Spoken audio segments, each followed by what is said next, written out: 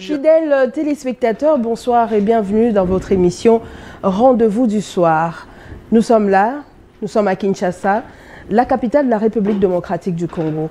Alors, ce soir, au menu de cette émission, nous allons parler du processus électoral. Nous allons parler du propos de Martin Fayulu. Nous parlons également du recadrage que le chef de l'État, Félix-Antoine Tshisekedi, a dit lors de son meeting à Mbujimaï. Et avec qui nous en parlons ce soir? Eh bien, fidèles téléspectateurs, je reçois pour vous Maître John Mbombo, qui est le secrétaire général du parti ADP, parti cher à son excellence Christophe Lutundula, à qui je dis bonsoir Maître. Bonsoir Madame. Comment est-ce que vous allez? Oui, je me porte bien. Et merci de répondre à notre invitation. Merci de m'avoir invité. D'accord. J'en profite pour saluer les téléspectateurs.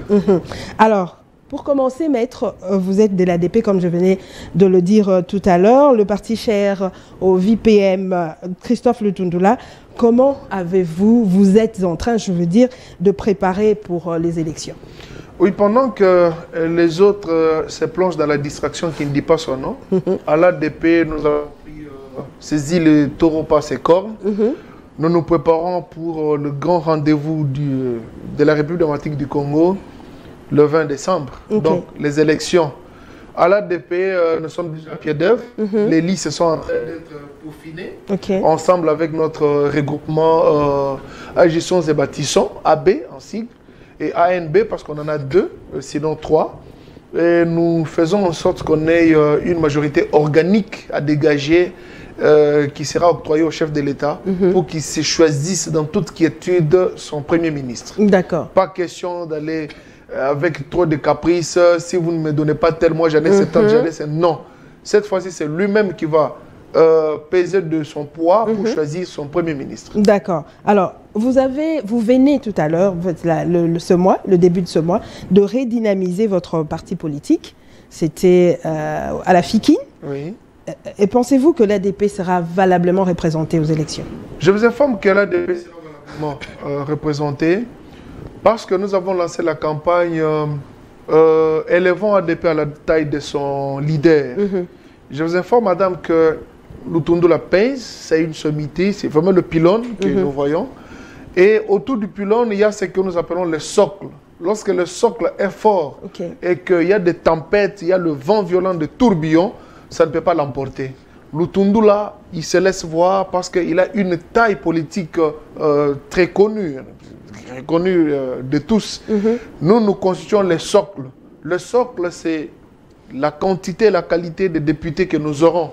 Nous nous battons cette fois-ci pour qu'il ne soit pas, qu'on ne parle pas, on dirait monolithe à tout moment. C'est pour faire rire. Je ne mérite pas qu'il y ait une monotonie, simplement Lutundula, mais qu'il ait autant de députés qui vont démontrer vraiment sa taille sur le plan politique en RDC. Donc vous êtes vraiment déterminé? Nous sommes plus que déterminés. D'accord. Alors, à la présidentielle, quel est le candidat de l'ADP? À la présidentielle, c'est bien clair. Le Conseil national va se tenir.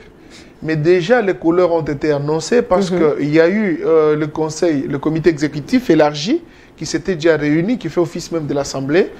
Et de là, le choix a été porté sur Félix-Antoine Tshisekedi Tshilombo. Et nous avons nos raisons. Pourquoi ce choix?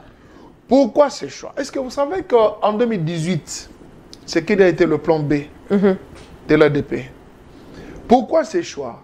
Lorsque nous étions dans les démarches à la Senko, je vous informe que l'actuel VPM, Christophe Lutundula, à son temps, alors député national, était aux côtés de Tshisekedi comme étant son adjoint. Il était délégué adjoint parce que le chef de la délégation, c'était Tshisekedi. Lui était son adjoint au dialogue de Saint-Sylvestre. Pourquoi ces choix? On a cheminé ensemble avec lui dans l'opposition. Et le plan, même de renversement dirigé, nous l'avions tous. Pourquoi ces choix? Je vous informe que Tshisekedi a répondu à l'appel de l'ADP. Parce qu'à l'ADP, on disait qu'il faudrait qu'il puisse s'émanciper de la Kabylie, qu'il quitte le FCC, qu'il quitte le mariage, qu'on rompt le mariage. Il a entendu le son de cloche, il a entendu la voix de l'ADP, il est venu à l'instar des autres caciques. Il a accepté de pouvoir mettre fin à ce mariage-là. Pourquoi ce choix? C'est parce que c'est un choix judiciaire qui comprend, qui écoute, qui répond favorablement. Et c'est le profil que nous avons qui correspond mieux aux attentes de l'ADP. Pourquoi ce choix? Eh bien, je dirais, il faut me donner 48 heures pour que je puisse déterminer. D'accord, maître. Maître, j'allais poser une question. C'est vrai que vous avez fait votre choix, qui est le président de la République. Oui. Alors, est-ce qu'on peut dire aujourd'hui que le bilan du chef de l'État est positif? Je dirais oui, le bilan est positif. Sur quel plan? Vous savez, sur beaucoup de plans. J'ai toujours dit que la RDC, c'est un chantier permanent. Nous venons de très loin. Sur tout le plan, tout était par terre. Bien sûr. Vous allez me dire, mais on a le code minier, bien sûr. Nous ne disons pas que c'était seulement sombre. Mais il y avait beaucoup de choses à faire et beaucoup qui restent à faire. Okay. Je ne prends ne serait-ce que 2 ou 3 exemples. Sur le plan des droits de l'homme, le bilan est positif. Dites-moi combien de gens a-t-on tué parce qu'ils ont manifesté? Incarcérés arbitrairement. Allons-y d'abord. Vous savez, lorsque vous êtes incarcéré... Arbitrairement. Lorsqu'on prend l'arbitraire vient d'où? Vous parlez... Lorsqu'on prend le vous cas pensez, de son frère je ne vais pas entrer là-bas. Je suis avocat. Je ne vais pas entrer dedans. Mais je sais présumer que le régime n'est pas idiot de prendre un innocent totalement qui n'a rien fait, on l'arrête. Moi, je me suis posé des questions. Franck Diongo a été arrêté. Je m'excuse. Quand on voit une figure comme Salomon, est-ce que Salomon, qu'est-ce qu'il a pour qu'on s'intéresse à lui? Sur le plan politique, c'est vide. Mais quand je vois le régime, en fait, le service de sécurité l'interpeller. C'est juste pour nuire à Moïse Katumbi. Laissons le temps autant qu'on puisse enquêter dessus. Nous saurons qu'il y a quelque chose. S'il est blanchi, il sera blanchi. Et d'ailleurs, vous voyez, il était à la DEMIAP et maintenant il est à l'auditorat. Pourquoi est-ce que l'auditorat ne l'a pas lâché si tôt? Ceux qui faisaient depuis qu'ils n'accédaient pas à sa défense au niveau de la DEMIAP, ils n'en disent plus parce qu'il s'agit maintenant de l'auditorat général des forces armées. C'est pour vous dire, il y a toujours quelque chose. Et pour le cas de Franck Ayons le cœur net, ayons de la patience. Suivant. Moi, je ne veux pas... dans mon éducation professionnelle, il m'est interdit de commenter sur un procès en cours. D'accord. En tant qu'avocat, j'ai 18 ans comme avocat, je respecte ma profession, je parle comme politique. Les cas de Franck Diongo n'en déplaise, j'estime qu'on laisse le temps au temps, c'est qu'il y aura, nous serons tous. Nous avons appris, vous comme moi, qu'il a été interpellé par les services de sécurité. Donc quand on parlait de l'enlèvement, certains autres, mais en fin de compte, nous avons su qu'il est entre les mains des services de sécurité. D'accord. Nous saurons qu'est-ce qui lui est reproché. Donc, je ne vais pas vraiment entrer dans des analyses gratuites alors que nous n'avons pas les éléments du dossier. D'accord. Alors, maître, que dites-vous de ceux qui disent que Félix Tshisekedi se comporte en dictateur? Vous savez, moi je m'en moque. La dictature, qu'est-ce qu'ils entendent par dictateur ou dictature? Parce que hier, il disait qu'il était pantin, il était placebo, il était marionnette. Donc, il a changé je me demande, de costume. Il est devenu maintenant dictateur. Ça veut dire quoi, dictateur? Il n'entend personne, il n'écoute personne. Mais vous lui avez demandé de mettre fin au mariage. Il a fait. C'est encore la dictature? Maintenant, la dictature, c'est à quel niveau? Vous lui dites, mettez fin à ce mariage. Il met fin. Ceux du FCC disent qu'il est dictateur. Vous les saluez, vous avez dit, il a bien fait. Je suivais même, c'était Félix disait... Yokera base, Poto Bengana Kabila. Il chantait comme ça. Maintenant qu'il a. Ceux du FCC disent qu'il est dictateur. Maintenant, vous, parce qu'il a entendu votre voix, le qualifié de dictateur. Mais dans l'autre, on vous voit, et vous, et le FCC, vous êtes ensemble. Finalement, qui est bon, qui est bon? Mais c'est vous. De son côté, vous savez qu'être père de la nation, même à la maison, le papa doit toujours avoir la carotte et la chicotte. Lorsque vous êtes dans une largesse, même dans la démocratie occidentale, on ne vit pas ce que nous vivons. Que dirais-je alors de la Russie? Même en France, parce que vous dites, là, en France, c'est un pays démocrate, mais donc on n'arrête personne, on n'interpelle pas les gens. J'ai vu qu'il y a des interpellations. Aux États-Unis, n'en parlons même pas. Partout au monde, je vous dis, le sens est dévié pour le moboutisme, non. Mais en tant que père de la nation, il doit avoir un être regardant. Punir lorsqu'il s'agit de punir. D'ailleurs, lui-même avait dit qu'il ne sera pas fouiné dans le passé. Mais apparemment, il est en train de le faire. Les gens interprétent. Apparemment, c'est ce qu'il fait. Non. Alors que ce qu'il voulait dire, Il n'a pas une justice dictée par le chef de l'État. Dit arrêtez-moi tel. Non. Ça, je vous informe. Lorsque il y a un dossier qui est ouvert contre un membre de son clan politique, jamais vous n'entendrez Félix. Je donne ma main à couper. Félix dit arrêtez. Arrêtez avec les enquêtes, ne faites pas ça. Il vous regarde. Qui est interpellé? C'est celui qui est à vos côtés. Il dit ok, il a affaire avec la justice. S'il est blanchi, il est blanchi. S'il n'est pas blanchi, c'est son problème. Jamais il n'interfère. Mais c'est ce que les gens voulaient. Parce que vous avez suivi, lorsqu'il avait s'agi pour ne pas citer Tunda Kassende, on dit Nabengaki Yemei. Autrement dit, Yemei, c'est parce qu'il avait une espèce d'ascendance sur la justice. Avec Moïse, on connaît ce qui s'était passé, où lorsque il a été condamné par une justice, je dirais, factice à Lubumbashi, on disait qu'il n'était plus éligible. On a vu un ministre même de justice dire qu'on va décerner un mandat de dépôt, un mandat de prise de corps pour qu'il aille faire la prison. Mais cette fois-ci avec Fachi, ce n'est pas le cas. On insulte par les opposants, ils disent du n'importe quoi. Ils les regardent. Mais lorsqu'ils sont interpellés, ils crient, oh non, voilà, nous sommes pris à partie par le régime, c'est la dictature. J'ai dit non. Ce n'est pas ça avec Fachi. Vous me parlez de grandes réalisations dans beaucoup de secteurs. Je vous ai parlé sur le plan des droits de l'homme. Voilà. Je vous dis c'est OK. Vous avez vu sur le plan économique, on se bat parce que les gens parlent de la montée des dollars, la hausse des dollars ici. $1, c'est à 25 mais entrez sur Google, demandez aujourd'hui ce qu'a été le yen hier et aujourd'hui, ce qu'a été le dollar hier et aujourd'hui. Ça, ce n'est qu'un petit exercice. Allez sur les héros, vous verrez que la hausse, ce n'est pas seulement en RDC, c'est l'économie mondiale. Et il y a des pesanteurs, je ne suis pas économiste, il y a des pesanteurs qui font... Entre autres, on nous parle que le budget est à tel montant. Ah, mais c'est comme ça. On nous parle qu'il y a des réserves et tout ça. Mais qu'est-ce qui fait que... Posez la question, là où il y a la stabilité de l'économie dans le monde, là où il y a la stabilité, les roubles. On vous parlait des roubles à Russie. Pourquoi le rouble a eu un impact très négatif sur l'économie mondiale? Posez-vous la question, mais pourquoi pas aux États-Unis? Parce qu'aujourd'hui, le dollar, le taux d'échange dollar et euro, c'est tout à fait différent. Mais on vous dit, mais tout le ciel se trouve aux États-Unis. C'est pour vous dire que tout est relatif.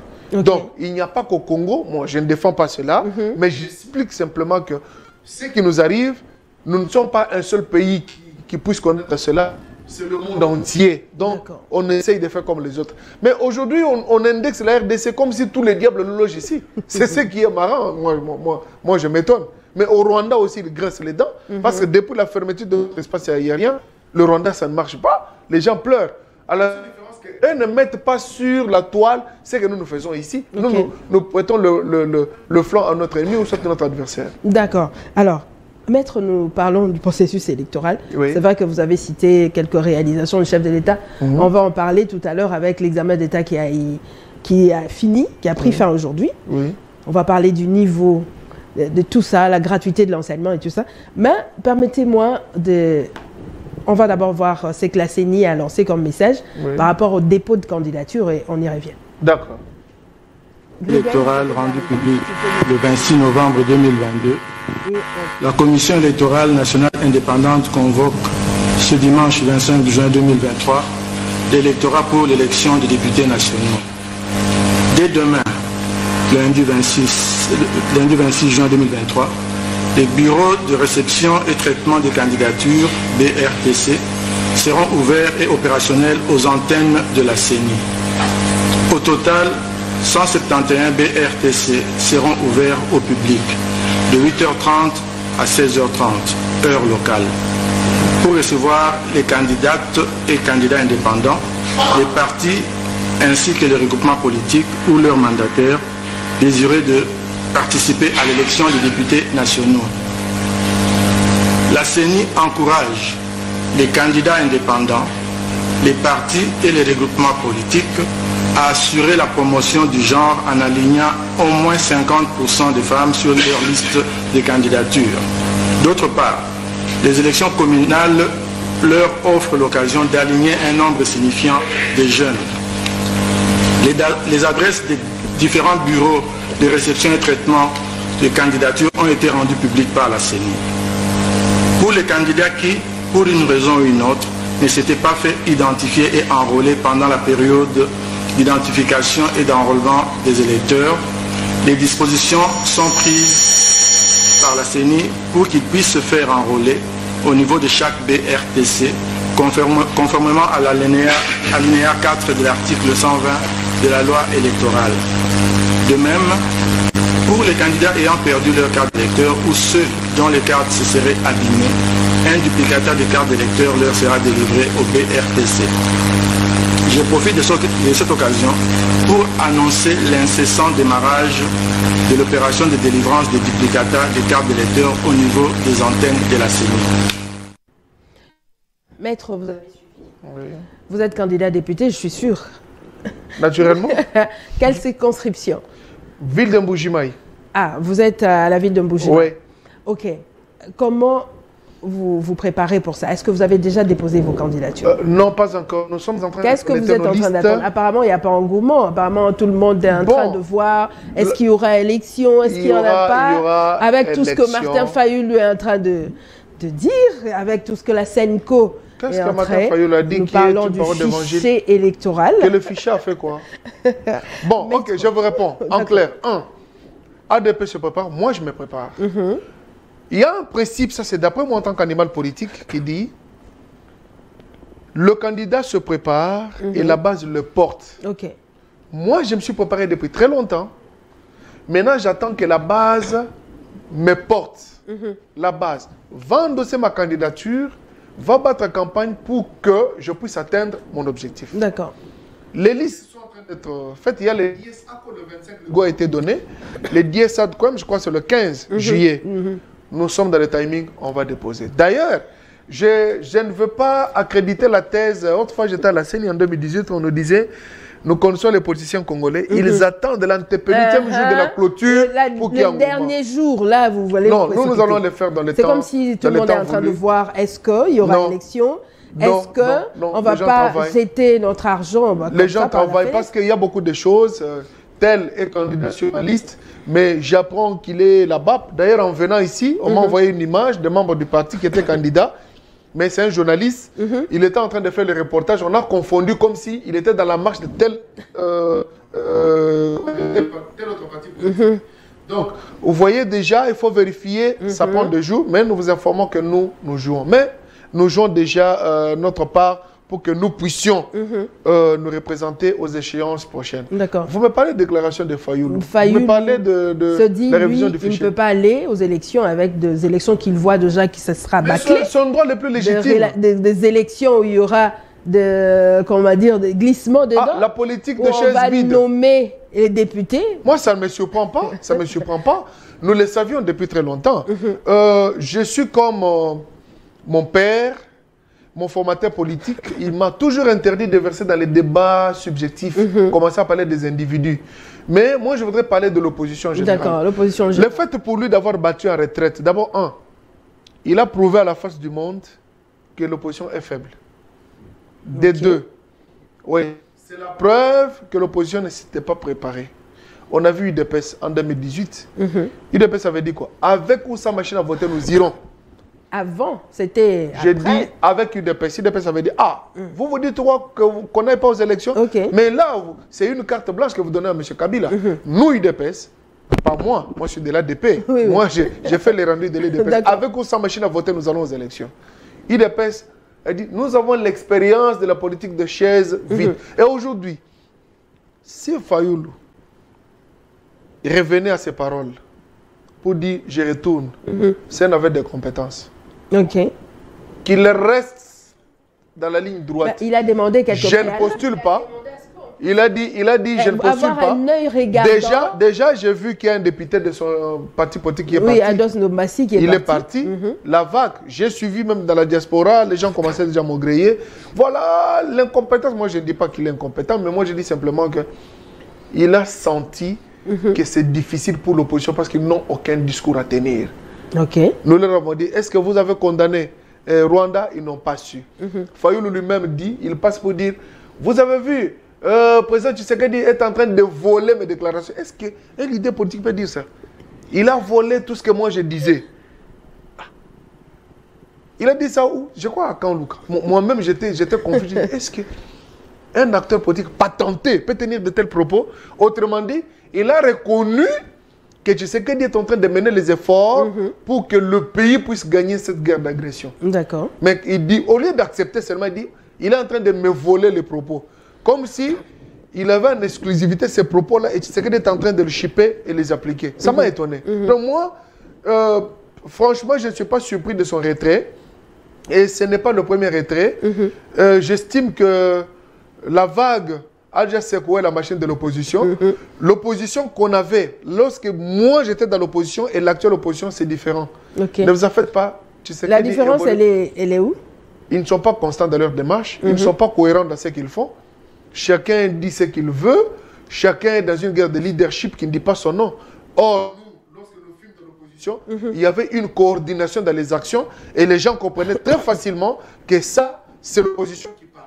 Mais aujourd'hui, c'est de l'argile, c'est du fer, ensemble, mais ils ne vont pas demeurer, ils vont se séparer. C'est vrai que... Du fichier électoral. Le fichier a fait quoi? Qu'il fallait l'auditer. Est-ce que dans la loi électorale, il y a une disposition légale qui conditionne la tenue des élections à l'audit du fichier électoral?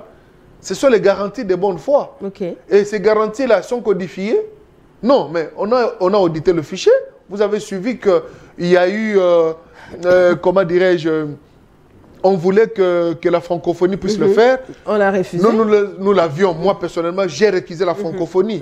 L'OIF dans votre studio, en disant avec la dame Mouchiki, c'est comment encore? Louise Mushikiwabo. Mushikiwabo, la rwandaise, qui n'a jamais condamné cette guerre d'agression, alors que lorsqu'on parle de pays de la francophonie, de l'OIF, la RDC joue un rôle très prépondérant et puis elle occupe un positionnement très favorable, mais nous n'avons jamais suivi les condamnations contre le M23, encore moins le Rwanda par ricochet, et nous n'avons pas, j'ai donné toute une panoplie de raisons qui faisaient à ce que nous ne puissions pas accepter que notre fichier soit auditionné, soit audité plutôt par l'OIF. Eh bien, l'opposition veut que ça soit audité. Nous nous demandons pour combien de timing que nous allons donner à ceux qui viendraient auditer, puis de deux. Est-ce que la loi électorale prévoit cela? Je ne vois pas la loi électorale le faire. Si c'est une coutume, oui, mais la coutume, on peut mettre à fin, aujourd'hui ou demain. Allons-y aux élections. Ils ont dit, il y a tricherie. Je suis allé même dans les fiefs électoraux de Fachi, de Félix Antoine Tshisekedi Tshilombo. Il est d'éducation orientale, bien sûr. La ville de Mbujimaï avait 6 sièges. Nous en avions 11 en 2006. En 2018, il y en a eu 8. Et en 2016, il y en a eu 8.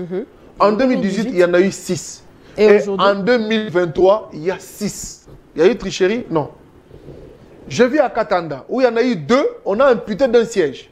Ils sont restés avec un seul siège. Mais maître... À Kaba et Kamwanga, il y en avait 1, maintenant il y en a eu 2. Est-ce qu'on a triché? Non. Pourquoi cette réduction? Je m'excuse.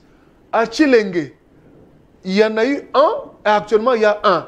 Mais si par exemple au Kassai oriental, on avait gonflé, vu de Mbujimaï 6, on voit qu'il y a 13. On voit 4, on allait dire, je prends ne serait-ce qu'un échantillon qui prouve à suffisance qu'il n'y a pas de tricherie.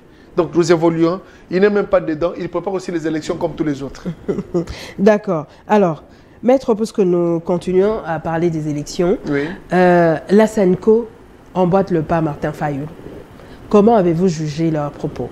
Bon, ce n'est que normal. Vous savez, je ne veux pas, heureusement vous parlez de la SENCO. Vous êtes en train d'accuser la SENCO d'être du côté de l'opposition. Non, ce n'est pas la SENCO. Cette même SENCO, ce n'est pas la SENCO. Il y a certaines personnalités. Lorsque vous étiez avec l'UDPS. Il y a, parce qu'au sein de la SENCO, nous avons Monseigneur Kassanda. Il est dedans, n'est-ce pas? Il siège. Il y a beaucoup de prélats catholiques qui siègent là-bas, qui ne sont pas d'accord avec les propos tenus par certaines personnalités de l'Église catholique. L'acharnement qu'a le cardinal, je dirais, en tant que personnalité, ce n'est pas l'acharnement que nous pouvons imputer à toute une église catholique. Mais hier, Monsengo le faisait également avec... ah oui, mais c'est différent. Avec Kabila. Monsengo le faisait parce qu'il y avait Deschard Kapangala qui était mort. Nous avions Rossi Mukendi. On entrait même dans l'église catholique pour profaner le lieu très saint. Le lieu saint, le lieu très saint, c'est au ciel. Il avait raison de le faire. Dites-moi à ces jours, quel est ce prêtre catholique qu'on a arrêté parce qu'il a marché? Il n'y a pas eu arrestation, mais les prêtres ont été profanés l'autre fois. Profanés comment? Avec le militant de l'UDPS. Qui ont fait quoi? Je ne suis pas de l'UDPS. En fait. Je ne suis pas de l'UDPS, je suis de l'ADP. De l'Union sacrée. Oui, je suis de l'Union sacrée. Je peux parler, protéger ses intérêts en tant que membre de l'Union sacrée, notre famille politique. Dites-moi, les membres avaient fait quoi et où et comment, sans qu'il y ait répression de ces membres-là? Je ne sais pas, qu'est-ce que vous dites? Maître. Oui. Je ne veux pas qu'on puisse nager dans des spéculations. D'accord. Moi, j'aime les faits concrets. En ce moment, nous puissions en débattre. Ok. D'accord. Donc, vous dites aujourd'hui que Monseigneur Mosengo avait raison d'étonner sur le régime Kabila. Il a aujourd'hui, il avait raison de le faire. Il avait raison de le faire. Ambongo n'a pas raison quand il voit le peuple en train de souffrir, ne pas manger, dormir dans le noir. Monsieur Kabila, nous savons que l'organisation des élections résulte de la volonté politique. Et Kabila n'avait aucune volonté politique. Okay. Il fallait accélérer sur lui pour organiser les élections. Nous en savons quelque chose.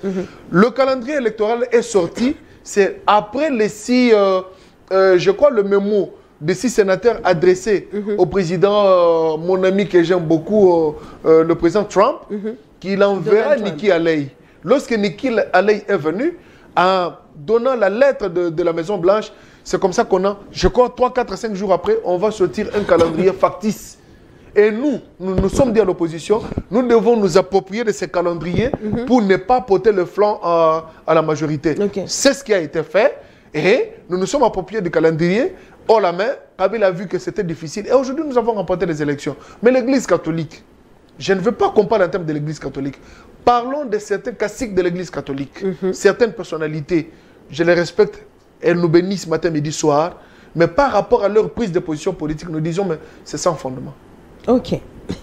Merci. Vous avez dit que c'est sans fondement. C'est sans fondement. D'accord, maître. Parce qu'on les voit, ils sont toujours avec les opposants. Il n'y a rien de bon. Eux, le tableau qu'ils peignent, c'est toujours en noir. Ok. Alors, nous allons prendre le propos du président de la République, Félix-Antoine Tshisekedi, à Mbuji-Mayi. Voilà. Comme ça, on va y revenir pour analyser. Merci beaucoup. La façon de parler au prélat. Qu'est-ce que vous en pensez? D'accord, j'aimerais suivre comme ça, on va... Regan, on y va. Le chef de l'État, Félix-Antoine Tshisekedi, a déploré les dimanches 25 juin à Mbuji-Mayi une certaine dérive constatée au sein de l'Église catholique. Il a déclaré à la fin de la messe de célébration du jubilé d'argent d'ordination épiscopale de Monseigneur Emmanuel Bernard Kassanda, évêque du diocèse de Mbuji-Mayi. Félix-Antoine Tshisekedi a rappelé que l'État et l'Église catholique ont l'obligation et les devoirs de collaborer et de marcher ensemble. Je crois aussi que l'État, l'obligation et le devoir de collaborer, de marcher ensemble. Et c'est peut-être ici l'occasion pour moi de tirer la sonnette d'alarme par rapport à une certaine dérive constatée au sein de l'Église catholique. Une dérive que je qualifierais de dangereuse, surtout en cette année électorale. L'Église doit être au milieu des villages. Pour le chef de l'État, l'Église doit accompagner toutes les filles et tous les fils de la République qui sont en politique de la même manière, sans distinction aucune. Félix Tshisekedi rappelle aussi que l'Église catholique doit rester dans ses missions de prêcher la paix, d'être au milieu des Congolais. Il affirme avoir constaté certains actes de division au sein de l'Église catholique. Ici, je souhaite prévenir, l'Église doit être au milieu des Congolais. Elle doit prêcher l'amour, l'unité et l'égalité. L'Église doit accompagner toutes les filles et tous les fils de la République qui sont en politique de la même manière, sans distinction. Mais il se fait que parmi vous, il y a malheureusement quelques personnes qui ont pris une tendance dangereuse qui risquerait de diviser notre nation. En tant que garant de l'unité de cette nation, je me sens obligé de dire que je n'accepterai jamais. Par ailleurs, le président de la République a réitéré son engagement à garder le pays uni et de les pacifier, sollicitant au passage l'accompagnement de l'Église pour l'aider à relever les Congos. Le chef de... Voilà.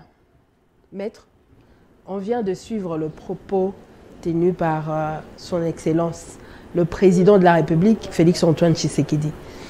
Moi, je me demande la tonalité qu'il a eue face au père de l'Église. Comment est-ce que vous avez trouvé cela? Normal. Très normal. C'est comme si quelqu'un il qui était en train de son donner pays sur l'Église. Non, il parle. Tshisekedi a parlé. Vous savez, il y a certains faits qui nécessitent que le décibel soit revu à la hausse pour calculer l'unité de mesure de bruit. Il va hausser le ton parce qu'il est garant de la nation, garant du bon fonctionnement de toutes les institutions. C'est lui le numéro 1 d'entre nous tous. En tant que père, il doit parler. Pourquoi? Lorsqu'il parle de l'Église catholique, la création du pape, le chef de l'État n'intervient pas. Mais pourquoi il donne son avis? C'est ce qui le place au-dessus de la mêlée. Moi, j'ai salué la tonalité. Il faut que le chef de l'État, son intervention, ait que ce soit un message d'apaisement, un message d'espoir, un message de dissuasion pour tout celui qui s'adonnerait à une activité criminelle. Les gens ont dit, comment il peut dire ça, qu'on ne peut pas lui apprendre la notion de la démocratie. Le démocrate, je le suis, je le serai.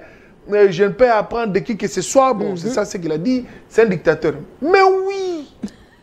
Vous confirmez que c'est un dictateur? Écoutez, non, attendez, j'y vais. J'enchaîne. J'enchaîne, ce n'est pas ça. J'enchaîne mon idée. Vous savez, lorsqu'il dit que, quel que soit, même si l'on dit qu'il y a violation des droits de l'homme, il accepte. Face à la question qui touche l'intégrité territoriale et devant le droit d'un individu, va-t-il protéger l'intérêt général ou il va protéger un intérêt individuel? C'est l'intérêt général. Pourquoi je l'ai dit? Et je donne un exemple. L'état de siège. Des prorogations en prorogation. Je m'excuse. Non, ça c'est autre chose. C'est autre chose. C'est autre chose. Je parle de l'état de siège. Ça viole un petit peu les droits de l'homme. Pourquoi? Parce qu'il n'y a pas la liberté de se mouvoir comme si on était dans un état normal. Voilà. Dans un état. Je dis état, pas état avec majuscule, état qui a 3 éléments, la population, gouvernement et territoire, non. État de la nature. Comme si on était dans une nature normale. Dans un état de siège, tout fonctionne de manière spéciale et spécifique. Même la justice. Et lorsqu'il y a l'insécurité, on peut décréter le couvre-feu. On vous dit, il y avait Covid ici. 20 heures, chacun chez soi. Mais celui qui doit partir, qui doit sortir à 21 heures, vous n'avez pas vu qu'on a restreint ses droits et c'est le droit de l'homme qui est entamé. C'est ça l'idée de ce que le chef de l'État a dit. Lorsqu'il s'agit d'une question qui nécessite son intervention, même si l'on dit aujourd'hui que son intervention viole les droits de l'homme, il est ferré. Mais c'est pour sauver l'intérêt général. Et face au droit international, vous verrez que la question qui touche l'État a une sensibilité et on place cette question-là sur le niveau maximal et au niveau supérieur par rapport à toute autre question. Comment voulez-vous? Parce que nous sommes dans un pays comme le nôtre, vous parlez de la diplomatie, on parle de la démocratie. Vous apprenez qu'il y a un opposant qui est en train d'errer ça et là avec des armes dans son véhicule. Non, au nom de la démocratie, je vous laisse faire.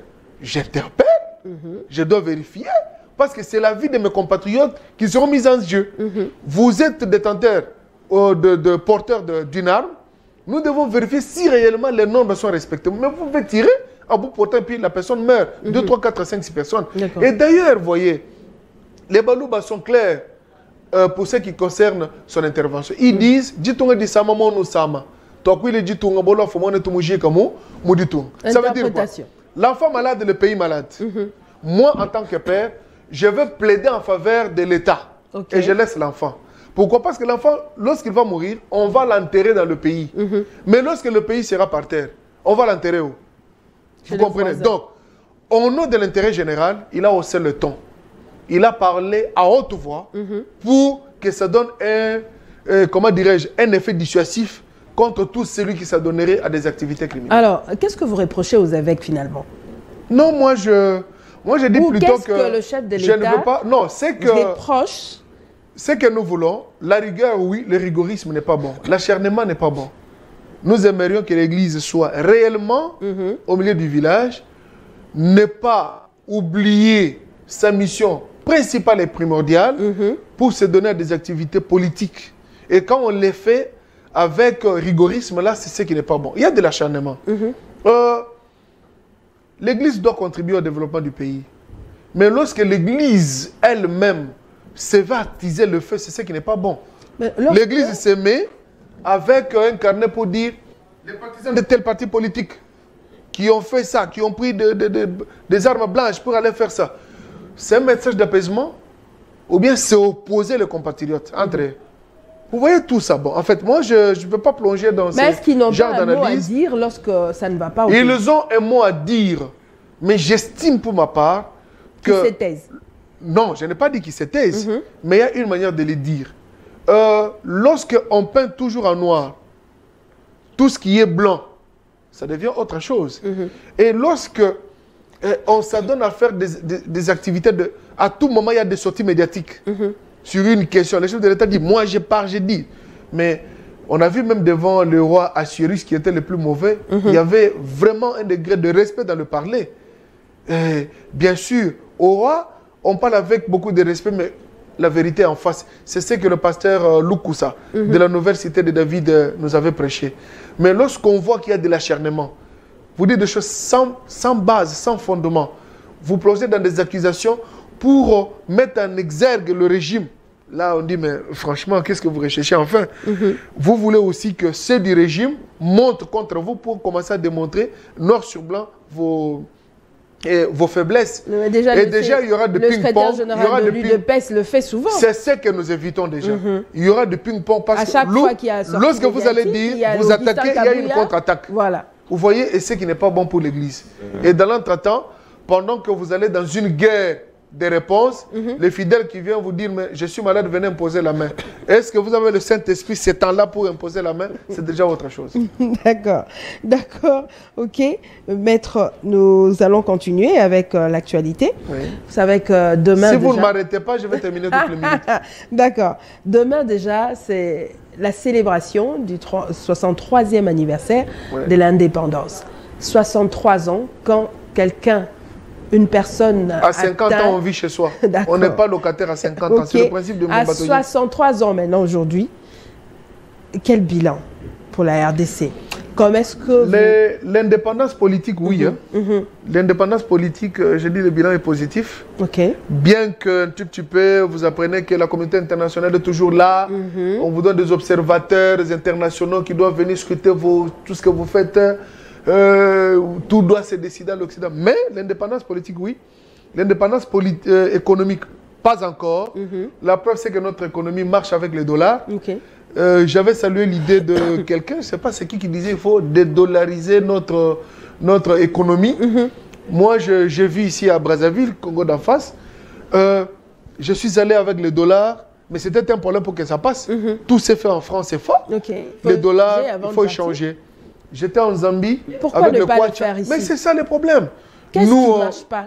63 ans d'indépendance, mais il faut qu'on ait une indépendance économique. Franchement, lorsqu'on aura une indépendance économique, vous verrez qu'il y aura une stabilité monétaire. Je ne suis pas économiste, on va me critiquer par les économistes, vous comprenez, mais ça, ce n'est qu'une idée que je donne, c'est à vous de pouvoir scruter au grain. J'estime que nous avons une indépendance politique parce qu'aujourd'hui, il y a une prolifération de partis politiques, chacun dit n'importe quoi, 910 a-t-on appris, mais indépendance économique, nous tirons notre indépendance, il faut que l'FMI vienne nous donner, il faut que tout... que ça se fasse en dollars. Zambie. Je donne, j'avais fait l'expérience, ma fille, je donne $5, Non, j'avais donné un billet de 20 000 francs. Elle a préféré 5 $ au détriment de billets de 20 000 francs. Ça m'a étonné. Donc tout ça, ça prouve que nous avons une indépendance politique, d'ailleurs avec beaucoup d'empiètement, parce que les Occidentaux veulent toujours interférer, alors que chez eux, j'ai vu l'interpellation à Istanbul de ceux qui avaient marché pour le mariage pour tous. Lorsque il va s'agir de la RDC, ils vont crier que les droits de l'homme, on a violé, la démocratie n'existe pas. J'ai vu aux États-Unis, on a arrêté, on a tué un policier a tiré à bout portant sur un Américain. Là, ils n'en disent rien. Mais ici, chez nous, lorsqu'on va dire non, il y a eu utilisation excessive des armes de guerre. Mais je n'applaudis pas cela qu'on puisse utiliser. Il ne faut pas les armes létales, il faut des armes non létales, qu'on puisse les doter à notre police. J'évoque seulement des exemples pour vous dire que notre indépendance, même politique, là, elle subit encore des secousses parce qu'il y a toujours les Occidentaux qui gravitent pour venir nous donner, qui interfèrent. Dieu merci avec Félix Antoine Tshisekedi qui avait retourné le président Macron sur le droit chemin. Et sur le plan diplomatique, qu'est-ce qu'on peut dire 63 ans après? Oui, sur le plan diplomatique, il y a beaucoup de choses qui restent à faire. Parce que la condamnation de Rwanda, ce n'était pas aujourd'hui ou demain, mais aujourd'hui nous avons suivi. Vous avez suivi que le rapport du Conseil de sécurité, vous avez suivi les experts de l'ONU ont donné le rapport contre les Rwandais. Bien sûr, même s'ils parlent de FDLR, c'est pour créer un équilibre afin de... Pour ne pas dire que c'est le Ils ouvrent Rwanda. la brèche, oui, pour qu'on ne dise pas que vous ne faites que parler au nom de la RDC, vous faites allégeance à la RDC, non. Mais FDLR, ils ont épinglé, mais lorsque nous allons au fond, il n'y a rien. L'FDLR ne constitue pas une menace contre le Rwanda. D'ailleurs, c'est une menace contre nous, le peuple congolais. Donc, sur le plan diplomatique, il y a beaucoup et alors beaucoup d'avancées. Malgré ce que le président est en train de faire. Ce n'est pas malgré, c'est ce qu'il est en train de faire qui nous donne ses fruits. On a cité le Rwanda, maintenant nous sommes au niveau des sanctions. Nous nous battons maintenant fortement pour que nous puissions obtenir les sanctions contre les Rwandais. Mais déjà, les gros, vous avez vu sur le plan diplomatique, sur le plan militaire, sur le plan politique, il y a vraiment des avancées très positives. Alors, maître, c'est vrai que nous sommes en train de chuter. 73 ans après. Je ne veux pas qu'on chute parce qu'on risque de mal chuter. 63 ans après, quel est votre vœu à formuler par rapport à la République Je voudrais une émancipation totale, en tout et pour tout. Pas quand on organise les élections. Nous aimerions que l'œil de la francophonie, nous aimerions que le Canada, nous aimerions que la France vienne. Pas ça. On veut parler de la candidature commune. Allons-y à Genève, allons-y. Non. 63 ans, nous sommes assez matures. Parce que 2 ans, on prend la retraite. Donc 65 ans, on est retraité. On est retraité, on vit. L'homme est censé vivre dans sa ferme. Mais nous, il nous reste 2 ans pour atteindre 65 ans. Pourquoi est-ce que nous avons toujours la politique de main tendue? Moi, j'aimerais que ce soit une journée de réflexion, qu'on fasse une étude approfondie avec les historiens, qui nous disent, et avec les politologues, qu'est-ce que nous pouvons faire parce que dans 2 ans, nous sommes censés prendre la retraite en tant que personne physique. Et qu'on voie un peu, là où nous avons péché, qu'on aménage, parce que vraiment j'ai honte. Un pays comme le nôtre, 63 ans, les opposants appellent toujours l'Occident pour intervenir. J'ai vu l'autre qui a même oublié que celui qui pilote la SADC, c'est Fachi. Il va dire, nous allons appeler la présidente de la FADEC, de la SADC, pour voir cette histoire des élections en RD Congo. Oubliant même que le pilotage, c'est nous qui l'avons en main. Donc vous comprenez, nous devons nous émanciper. Bref, en tout et pour tout, mais surtout sur le plan économique, sur le plan politique. Lorsque nous aurons cette émancipation totale, eh ben, je dirais que l'indépendance est réellement vécue en RD Congo. Alors, maître... Sinon, ça sera l'indépendance de façade. C'est seulement des lettres. Mais l'esprit n'est pas dans Maître John Bumbo, merci d'être parmi nous. On a fini?